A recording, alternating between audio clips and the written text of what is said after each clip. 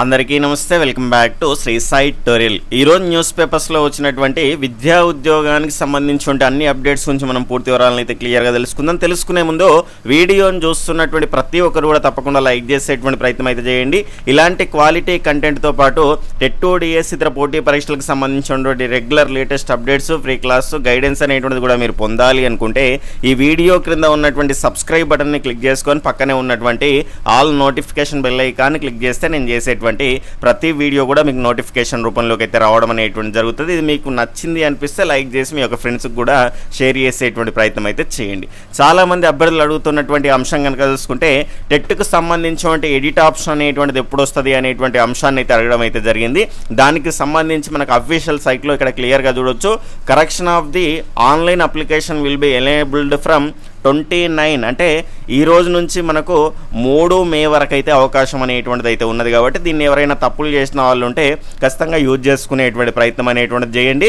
ఇంకా అప్లై చేసుకోవడానికి మనకు ఒక్క రోజు మాత్రమే ఉన్నది కాబట్టి టైం పెంచే అవకాశాలు లేకపోవచ్చు. కాబట్టి వీలైనంత తొందరగా మీరు అప్లై చేసుకునేటువంటి ప్రయత్నం అనేటువంటిది అయితే చేయండి. ఇక్కడ అఫీషియల్ సైట్ చూసుకుంటే మనకి ఇంకానైతే ఎడిట్ ఆప్షన్కు సంబంధించినటువంటి విండో అనేటువంటిది ఓపెన్ కాలేదు. 11 వరకు అయితే మనకు యాక్టివేట్ కావడానికి అవకాశం అనేటువంటిది ఉన్నది. కాబట్టి క్లియర్గా ఒకసారి చెక్ చేసుకునేటువంటి ప్రయత్నం అయితే చేయండి. దీన్ని యూజ్ చేసుకునే ప్రయత్నం అయితే చేయండి. నెక్స్ట్ అప్లై చేసే వాళ్ళు ఈ ఎడిట్ ఆప్షన్కి అవకాశం లేకుండా, తప్పులు లేకుండా అప్లై చేసుకునేటువంటి ప్రయత్నం అయితే చేయండి. ఇక్కడ దానికి సంబంధించిన సమాచారం కూడా ఇచ్చారు.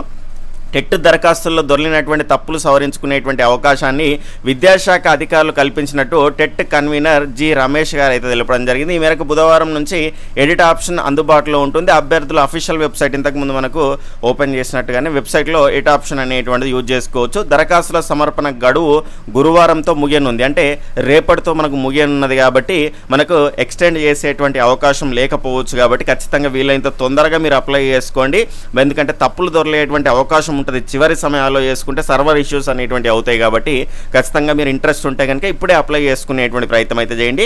ఇప్పటి వరకు మంగళవారం వరకు పేపర్ 1కు సంబంధించి 22,513, అదేవిధంగా పేపర్ 2కు 60,940, 2 పేపర్లకు కలిపి 96,189 దరఖాస్తులు అనేటువంటివి అయితే రావడం అనేటువంటిది జరిగింది. ఇది టెట్కి సంబంధించినటువంటి అప్డేట్ అండి. ఇక నెక్స్ట్ చూసుకుంటే మనకు ప్రజెంట్ ఇప్పుడు జరగబోయేటువంటి 26-27 అకాడమిక్ ఇయర్కి సంబంధించినటువంటి కేంద్రీయ విద్యాలయాల్లో రెగ్యులర్గా వస్తూ ఉంటాయి. మన గ్రూప్స్లో కూడా మీకు షేర్ చేయడం అనేటువంటి జరుగుతుంది. ఇంకా ఎవరైనా మన గ్రూప్స్లో జాయిన్ అవ్వని వాళ్ళు ఉంటే కనుక జాయిన్ అవుతే ఇలాంటి ఇన్ఫర్మేషన్ అనేటువంటిది రెగ్యులర్గా మీరు తెలుసుకోవడానికి అవకాశం అనేటువంటిది ఉంటుంది. వీడియో యొక్క టైటిల్ మీద క్లిక్ చేసిన కామెంట్ సెక్షన్లో కానీ లింక్స్ అనేటువంటి మీకు అందుబాటులో ఉంటాయి.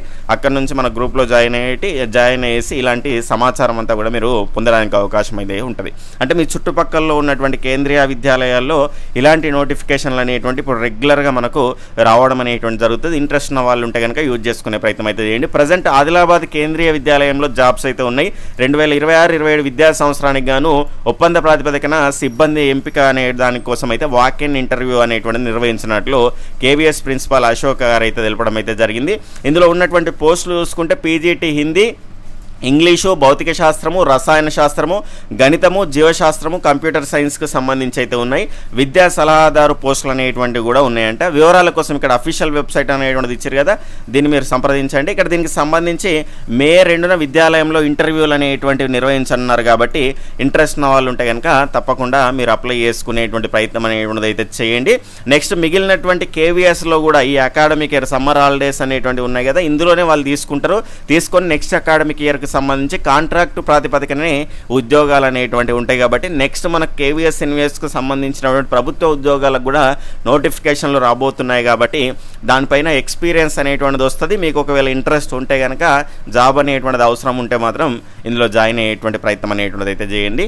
నెక్స్ట్ చూసుకుంటే వచ్చే నెలలో ఉద్యోగ నోటిఫికేషన్లు అనేటువంటి ఒక అప్డేట్ అయితే చూస్తున్నాం. రాష్ట్రంలో 22,480 ఉద్యోగాల భర్తీకి వచ్చే నెలలో నోటిఫికేషన్ విడుదలయ్యే అవకాశం ఉంది. ఇప్పటికే ఉద్యోగాల భర్తీ ఫైల్ను టీజీపీఎస్సీ అధికారులు సీఎం ఆమోదానికి పంపించారు. తాజాగా షెడ్యూల్ను అడగడంతో సెప్టెంబర్ నుంచి దశల వారీగా పరీక్షలు నిర్వహించడానికి రెడీగా ఉన్నామని వారు సీఎంఓకు వివరించినట్లు సమాచారం.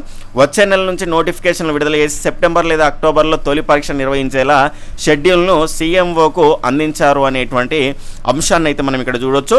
దాని తర్వాత ఇదే అంశం పైన మనకు వెలుగులో కూడా ఒక ఆర్టికల్ అనేటువంటిది వచ్చింది. ఒక్కో నోటిఫికేషన్లో 1 లేదా 2 రకాల పోస్టులే ఉంటాయంట.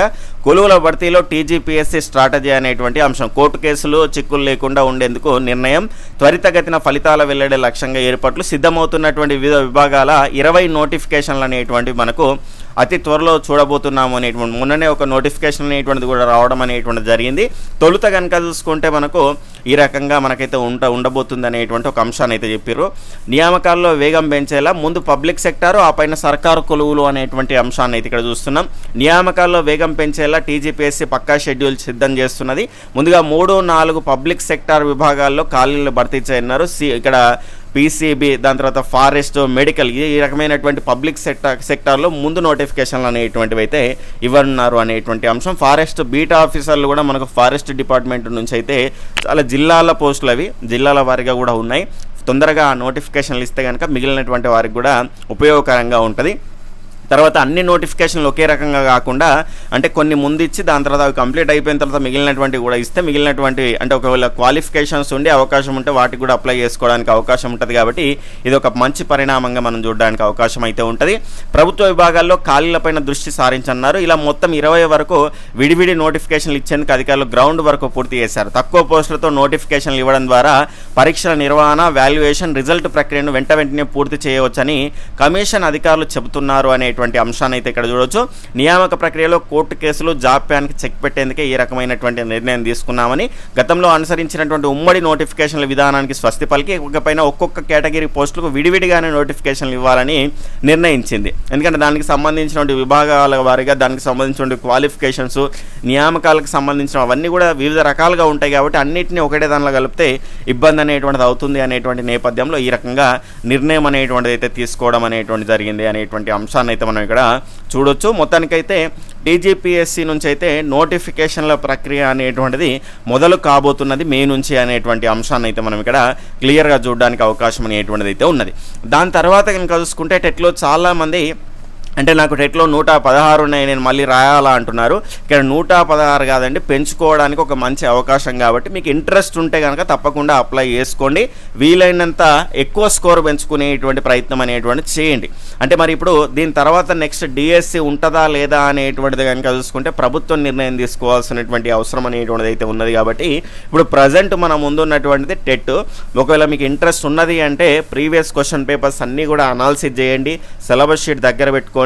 దాని తర్వాత దాని ఆధారంగా ప్రీవియస్ క్వశ్చన్ పేపర్స్ అనేటువంటి అనాలిసిస్ చేసిన తర్వాత చదవడం అనేటువంటిది మీరు మొదలు పెట్టారు అనుకోండి. ఏ అంశాలపైన ప్రశ్నలు వస్తున్నాయి, ఎలా వస్తున్నాయి, ఏ క్లాసెస్ నుంచి వస్తున్నాయి అనేటువంటి అంశం పైన మీకు క్లారిటీ అనేటువంటిది వస్తుంది. కాబట్టి ఆ రకంగా చదవండి. చదివినటువంటి అంశాలని రివిజన్ చేయండి. రివిజన్ చేసిన తర్వాత ప్రాక్టీస్ అనేటువంటిది చేస్తే కనుక మీరు మంచి ఫలితం అనేటువంటిది పొందడానికి అవకాశం ఉంటుంది. దాని తర్వాత మీరు కొన్ని సబ్జెక్టులలో కనుక చూసుకుంటే వీక్గా ఉంటారు. ఫర్ ఎగ్జాంపుల్గా మ్యాథ్స్ వాళ్ళు, నాన్ మ్యాథ్స్ వాళ్ళు కనుక చూసుకుంటే మ్యాథ్స్లో, దాని తర్వాత కొంతమందికి ఇంగ్లీష్ మెథడాలజీ, కొంత మెథడాలజీ, ఇలా రకరకాలుగా ఉంటాయి. కాబట్టి వాటిని స్ట్రెంథెన్ చేసుకోండి. ఇప్పుడు చదివినటువంటి అంశాలని మీరు పార్ట్ టైం ఉద్యోగాలు చేస్తున్నప్పటికీ కూడా రోజు ఒకవేళ దీని తర్వాత ఎలాంటి ఈ అంశాలు ఉన్నప్పటికీ లేకపోయినప్పటికీ కూడా రెగ్యులర్గా మీరు చదువుతూ ఉంటే కనుక ఆ పట్టు అనేటువంటిది ఎక్కడికి కూడా పోకుండా ఉంటుంది. లేదంటే మళ్ళీ నోటిఫికేషన్లు వచ్చినప్పుడే కొత్తగా మొదలు పెడతానంటే ఉన్నది పోతుంది. కాబట్టి ఆ అంశాన్ని మీరు గుర్తుపెట్టుకోండి. మళ్ళీ స్టార్ట్ అయ్యి మనం ఒక ట్రాక్లో పడడానికి చాలా టైం అనేటువంటిది పడుతుంది. కాబట్టి కంటిన్యూగా ఇప్పటి నుంచి ప్రిపరేషన్ అనేటువంటి స్టార్ట్ చేసినటువంటి వాళ్ళు దీన్ని కొనసాగించే ప్రయత్నం అనేటువంటిది అయితే చేయండి. ఖచ్చితంగా ఒక డిఎస్సి నోటిఫికేషన్ అనేటువంటిది ఉంటుంది. అది ఎప్పుడు ఉంటుంది అనేటువంటిది మాత్రం చెప్పలేము. ప్రభుత్వం ఆ నిర్ణయం తీసుకొని మనకు తెలియజేయాల్సినటువంటి అవసరం అనేటువంటిది అయితే ఉన్నది. ఈ రకంగా మీరు ముందుకెళ్ళేటువంటి ప్రయత్నం అనేటువంటిది అయితే చేయండి. Okay friends, bye, take care, జై హింద్.